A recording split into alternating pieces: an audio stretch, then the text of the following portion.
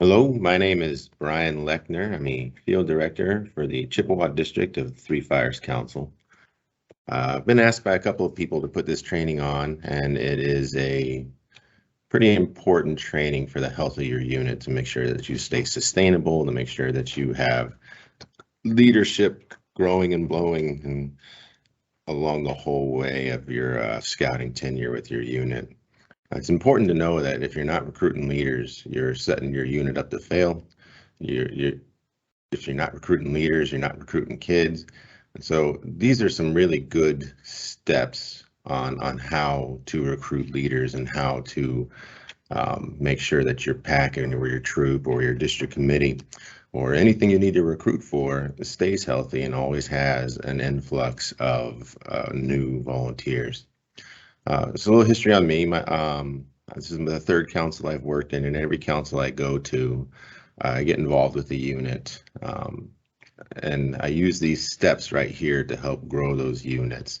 So the first council I went to, I joined a pack that was down to 1 or 2 leaders with 4 kids, and we grew that pack to about 60 kids with 30 leaders. The second council I went to, the same thing, went down to 1, went to a pack, and they had 2 leaders and 3 kids, and we blew that pack up to 75 kids and 20 leaders. And here in Three Fires Council, I'm the Cub Master for Pack 5556, and when I started there, it was just 1 lady and myself, and we use these steps and this method to grow our pack from 0 kids and 2 leaders to where we're at 45 kids and 15 leaders now. So these are some proven and effective methods. They work if you follow the steps, if you do the work. It will help you to be more successful in leader recruitment. So go ahead and jump into it. It's not that hard. I'm going to go through it, and you might even think that, oh man, that sounds very simple, and it is. The hard part is making sure that all your homework's done, making sure that everything you need is in order and in place. So let's dig into it. This is the proven leader recruitment strategy that I use pretty much everywhere I go for everything I do. It's got 3 steps, 3 people, and 3 pieces of paper. We're going to dig into each of those in just a second here. But the key 3 things to remember are those 3 steps, 3 people, and 3 pieces of paper. If you keep that in mind and you follow those steps, you're going to be successful in leader recruitment. So the 3 steps. Step number 1 of the 3 steps is identify. Identify your needs. Identify your unit needs. If you need a Cub Master, if you need a treasurer, if you need a marketing director for the district committee, if you need a scout master, you need to know what your unit needs, and before you even try to ask anybody to help you with anything. And so knowing those needs is very important. You need to also make sure that you know what those jobs are for your pack. So making sure, when we'll get into job description in a minute, but making sure that you know what your job description is for that person and it's not overwhelming. So we'll talk about that in a second too. The second thing in identify is to identify prospects. You need to know who's in your unit. We got a nice tool for that on the Three Fires Council website. It's a, what's it called, Zach? The parent talent survey. And if you have your leaders fill that out, it gathers a lot of nice information from them that has like hobbies or what they do. So if you need a treasurer and someone says, yeah, I'm an accountant, you'll know what these people do and they can fit into the roles that you have. So making sure you know who's in your unit and making sure you know what they can do so you can identify them to the jobs that you have available. So that's the first step of identify. Make sure that you know what you need and you know what those jobs are and what they entail, and make sure you know who's in your unit that can do those jobs. Someone's more likely to take a role if it's in their wheelhouse. If they know how to do it and it's not that overwhelming, they're more likely to do that job for you. Second step is approach. Never go alone. We'll talk about more of that more in the next slide, but never, ever just make an ask by yourself. Make sure you have someone with you. Make sure you do it in a place that has no distractions. You need to set a meeting. Make it a point to have a meeting. Make sure that the person there knows this is an important thing that we want you to hear about. So third is ask. Make the ask. Make sure that you walk out of there having asked that person to do the job.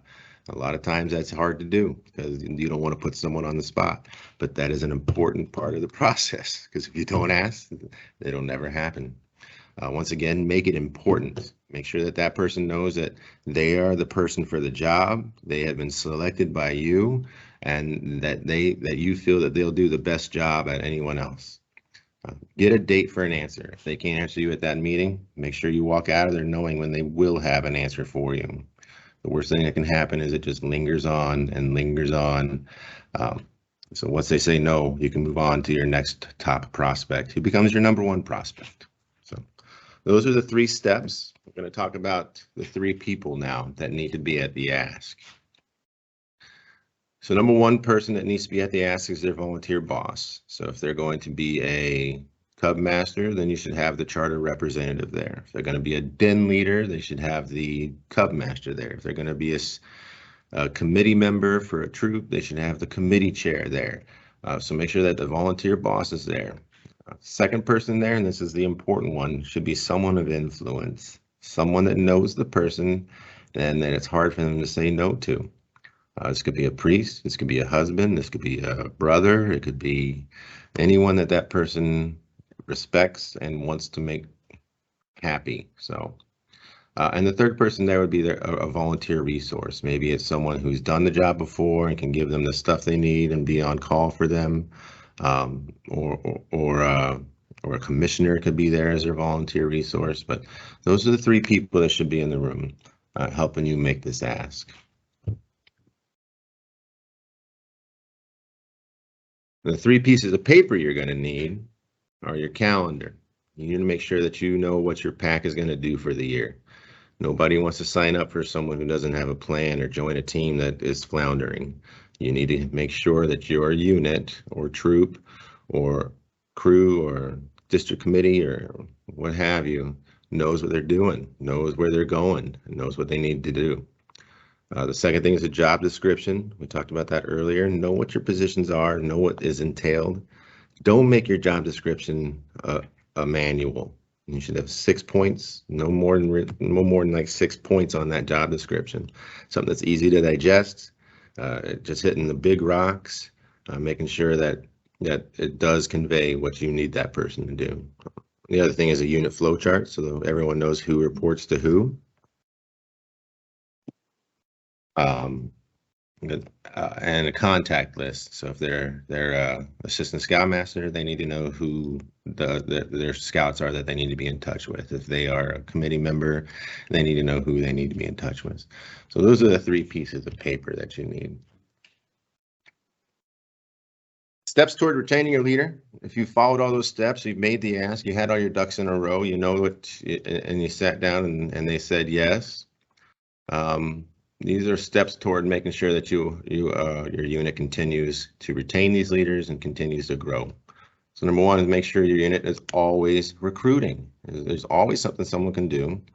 What I talk to my committee chair about is I tell her that your job is to try to have nothing to do at the end of a committee meeting.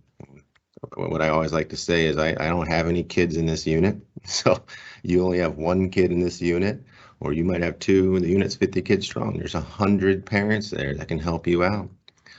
So making sure that you're always recruiting leadership, always finding things for these parents to step in and help you with. Strong program is key. Making sure your unit has a plan B, and has a plan C. The worst thing that can happen is nothing at all. So making sure that if you have a camp out, you go on that camp out. If the weather's terrible, you do something else, but you do something. Making sure your unit is well funded. People want to join a unit where they're not having to raise funds all year long, where they're not having to shell out cash all year long.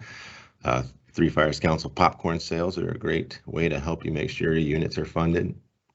Meet Make sure you're having your weekly meetings. Make sure you're having your monthly meetings. Make sure you're having your PLC meetings. Make sure you're having your committee meetings.